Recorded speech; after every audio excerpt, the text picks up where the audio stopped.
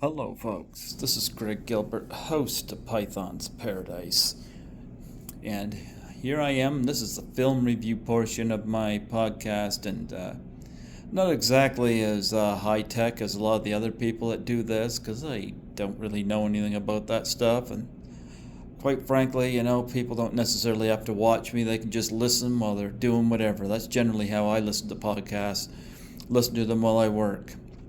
But nonetheless, we're moving on to June 1996, halfway through the year. School was getting out. Of course, I wasn't. I was long out of high school by then. But I got six films to talk about from June 1996 to discuss, and we're going to start with June 7th, where I saw a film at our old Twin Cinemas, which is no longer open, called The Phantom. I didn't know anything about this whenever it came out. I actually went to it based on the fact that it was a purple superhero. I'm like, oh, that's different. Looking back on it now, I mean, it's kind of interesting to hear the backstory that this was an Australian superhero. Certainly not as prominent as some of the DC or Marvel superheroes, not much can be said.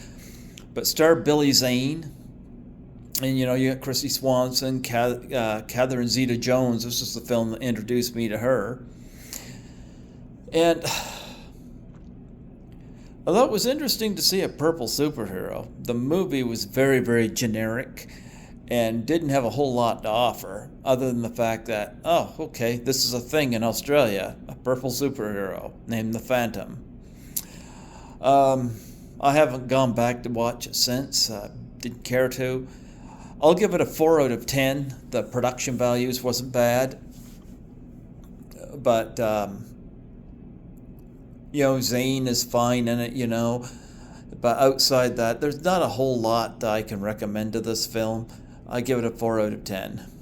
Disappointing. I don't know what I was expecting, but at least, it was a project that I had no prior knowledge about. Moving on to June 14th, we had a film that I wasn't even sure what to think about this. I had mixed expectations because Jim Carrey was on a big, big high at that time. Of course, I'm going to be talking about the cable guy here. But I mean, 1994, that was the year for Jim Carrey, because he had done Ace Ventura Pet Detective, The Mask, which was better than Ace Ventura Pet Detective, and then he did Dumb and Dumber, which was better than Ace Ventura Pet Detective and The Mask. And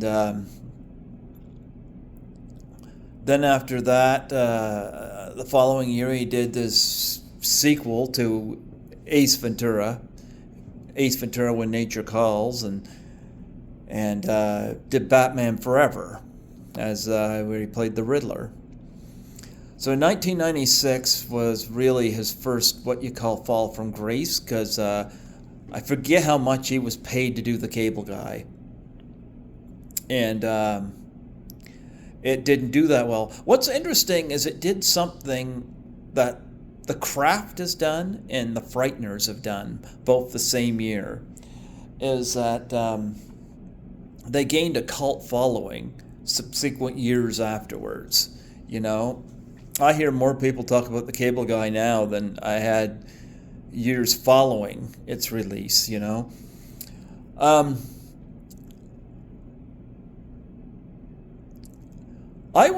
don't know, like, it was a darker version of Jim Carrey, which I guess I'm fine with.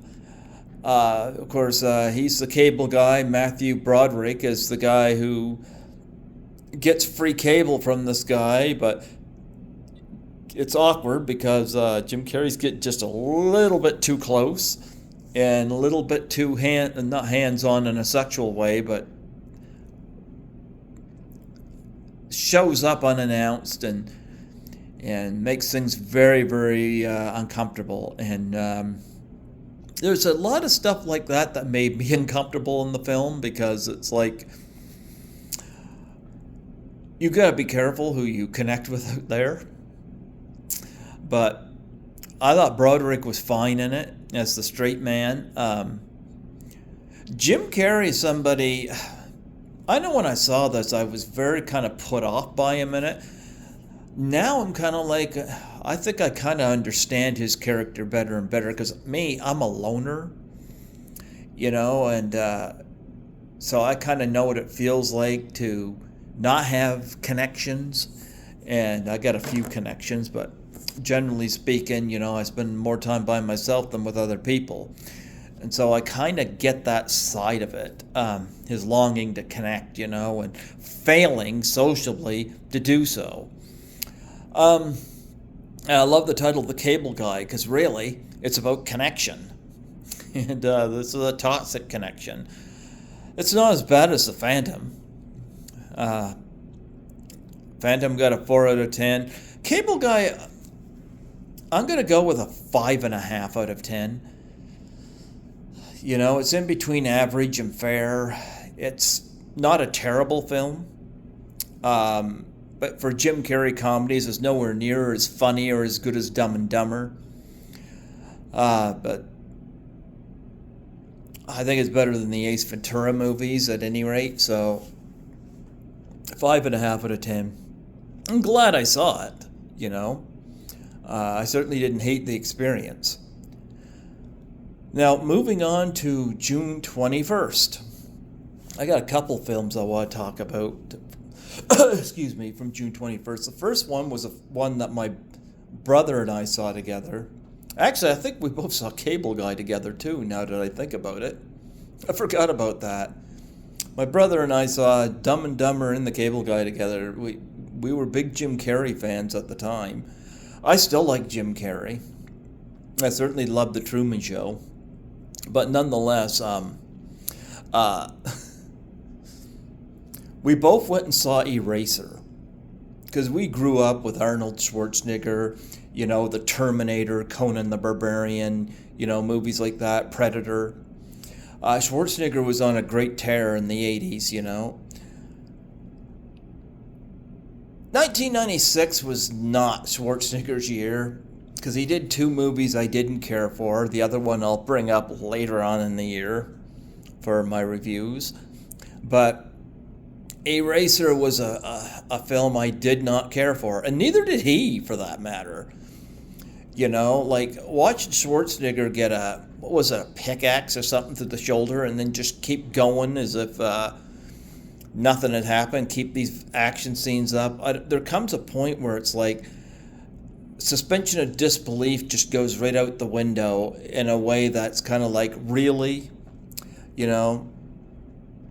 I mean, he's erasing people and things and situations, and I wish he had erased the screenplay, because I think there's a great movie to be had here. This wasn't it. And, you got alligators or it's alligators in this in one scene too. And I just saw it the one time. It's not a film I want to revisit. It was a well-made film. I just remember my brother and I coming out of the theater thinking, well, that was not one of Schwarzenegger's better films. Let's erase it. But you know what? I watched this again before I watched, Jingle All the Way, which I'll talk about when I get to my December list. Yeah, that should definitely be erased. I give Eraser a 3 out of 10. A mediocre action film at best. It's no Terminator. It's no Conan the Barbarian. It's no Predator. It's no True Lies. It's just meh, if I may use that term. From there, I want to talk about another film that came out June 21st that we didn't get here, by John Sayles, called Lone Star. Wow. I'm not a big Western fan. My dad loved Westerns growing up. I was never a big Western person.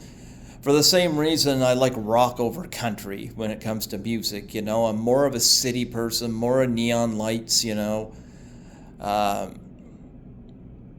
But I was never a big Western person. That's not to say that I don't have Western movies that I don't like, or like I think The Wild Bunch is a fantastic Western, that comes immediately to mind.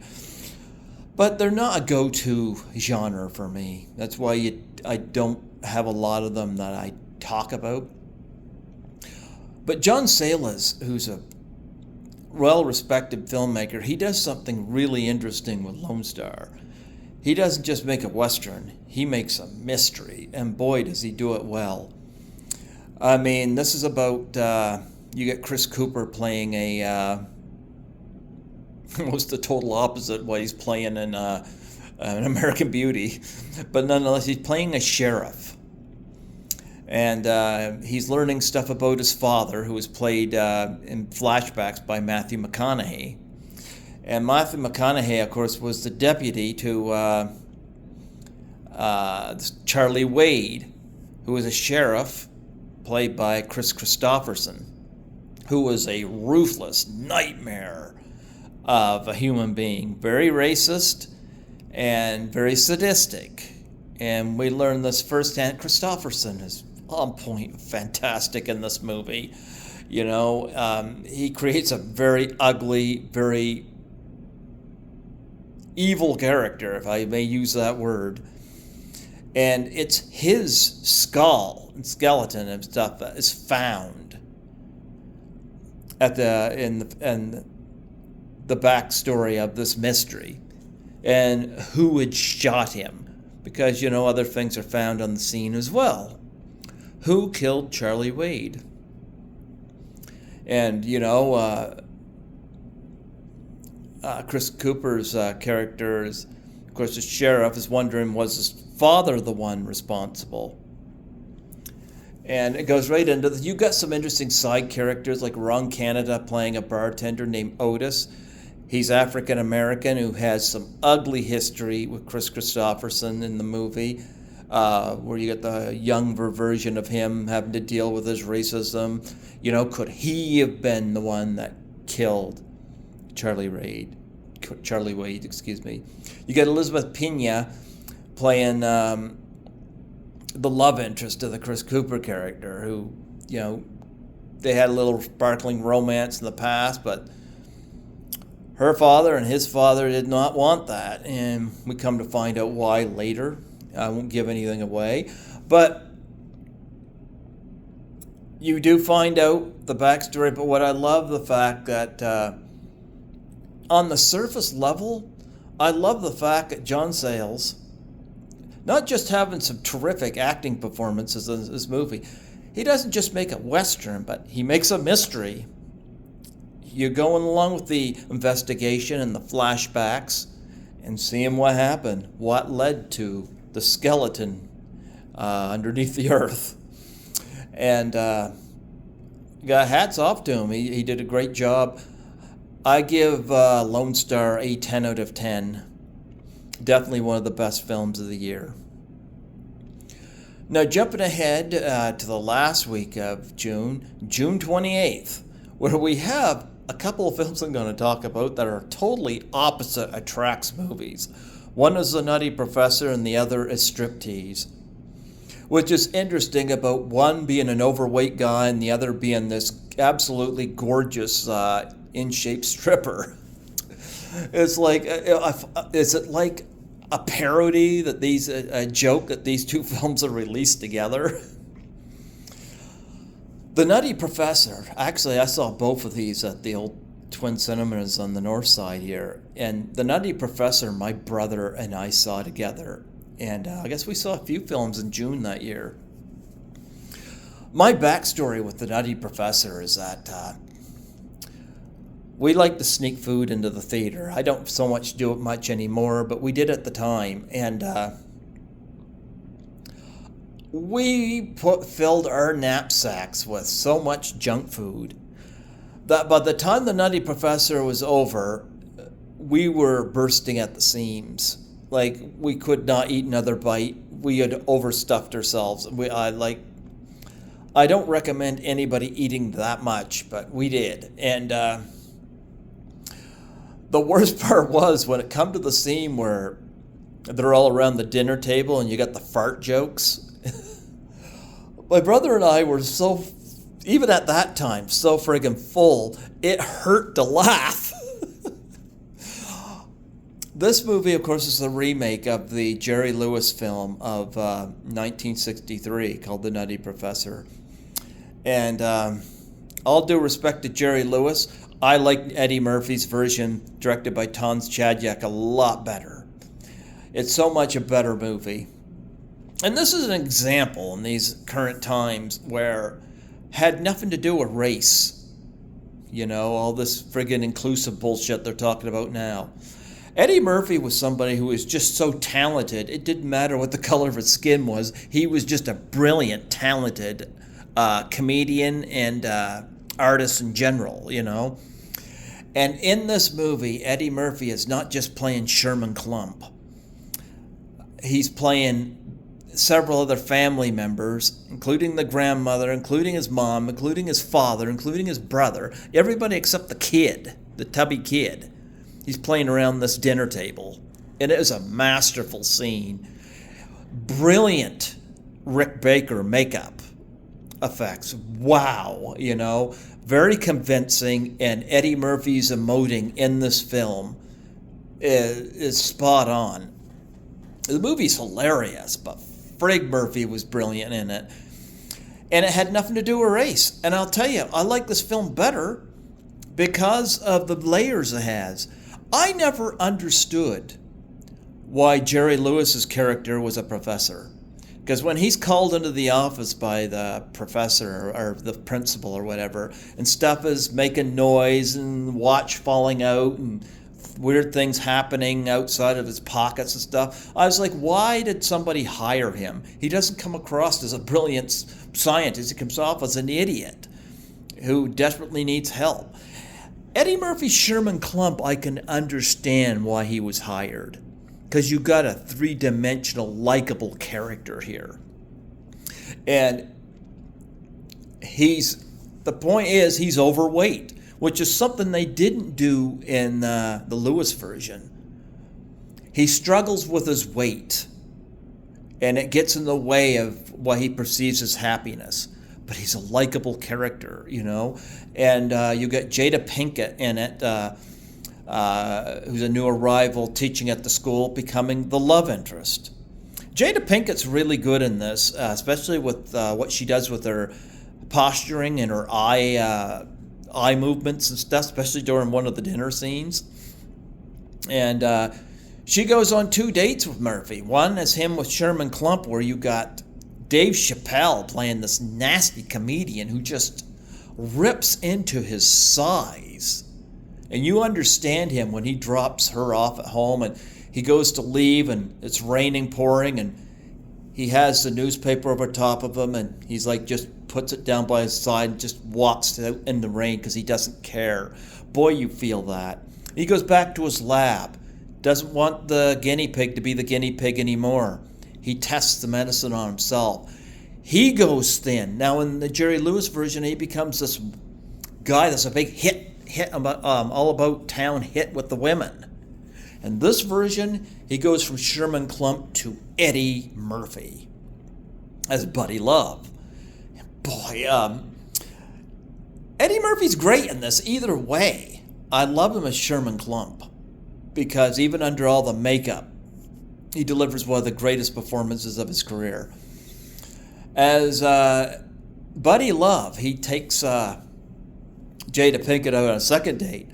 And boy, he turns things around on Dave Chappelle pretty quick. Boy, does he ever own him. But there's a big conflict, you know. Even though Sherman Klump is overweight and he's insecure about that, the Eddie Murphy Buddy Love character is a total asshole. Now, the film's very repetitious. You know, it's you got some good supporting characters in it.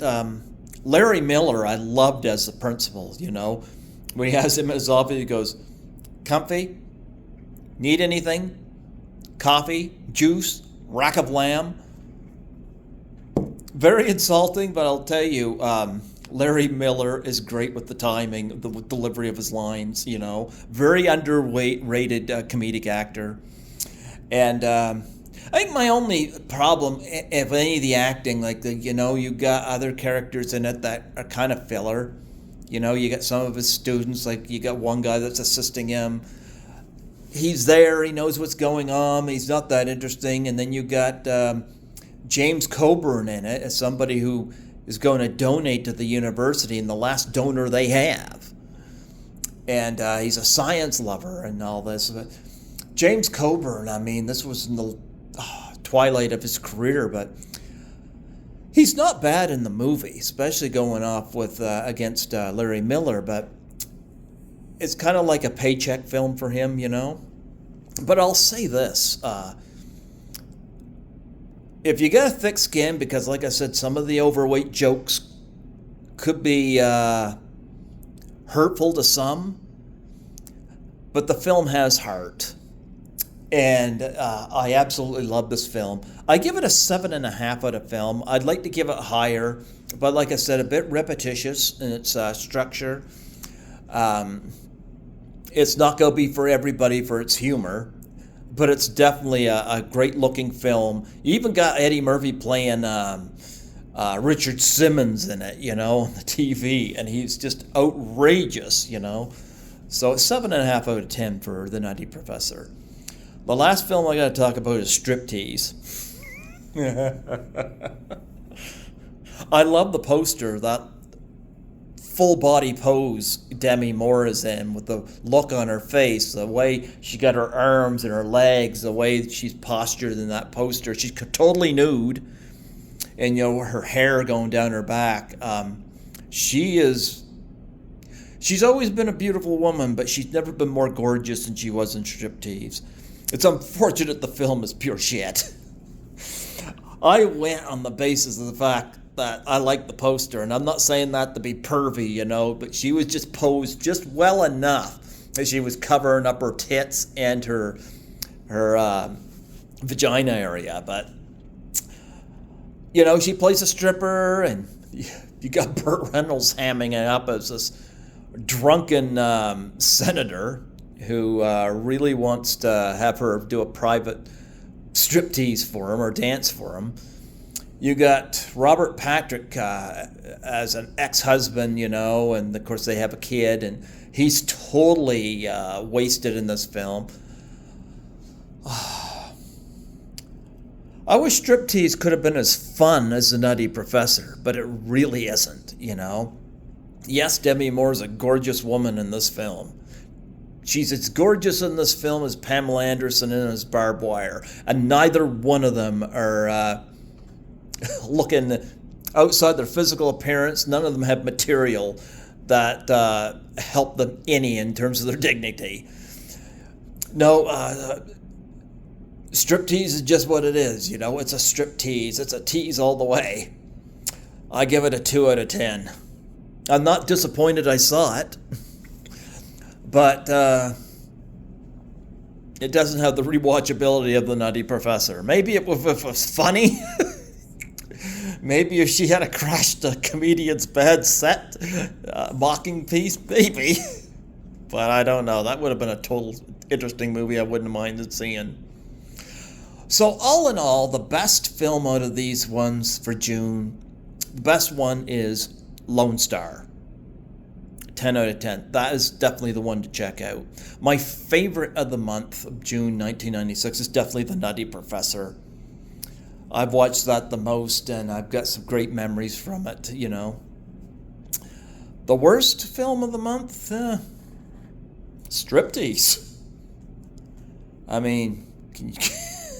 Can you really argue it? Nope, Striptease is the worst.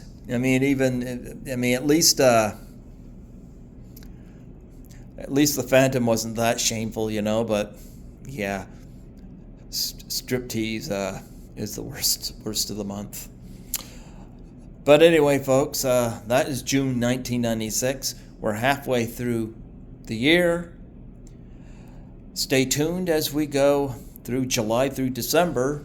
What else for 1996 on Python's Paradise?